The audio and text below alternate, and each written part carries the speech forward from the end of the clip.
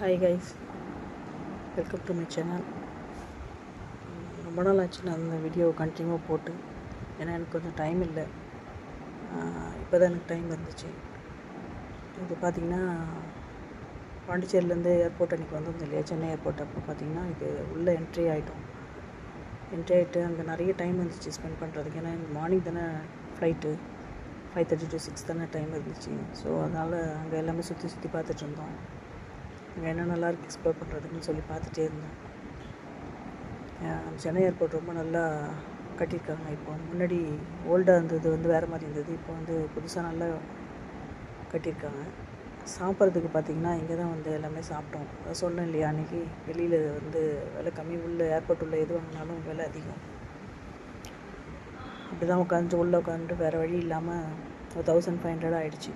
Burger, பீஸா, Coke, coffee, எல்லாமே sandwich எல்லாமே கிடைக்கும் அங்கே.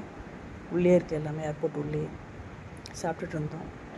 இன்னும் நெக்ஸ்ட் வீடியோவில் அடுத்தது என்னென்ன பண்ணோம், எப்படி அங்கே டைம் ஸ்பெண்ட் பண்ணோம் ஏர்போர்ட்டில், மார்னிங் வரைக்கும் எப்படி தூங்காமல் எவ்வளோ கஷ்டப்பட்டுட்டு இருந்தோம், எவ்வளோ நேரம் வெயிட் பண்ணிட்டு இருந்தோம், என்னென்னலாம் சுற்றி பார்த்துட்டு இருந்தோம், ஃபோட்டோஸ்லாம் எடுத்துருந்தோம்.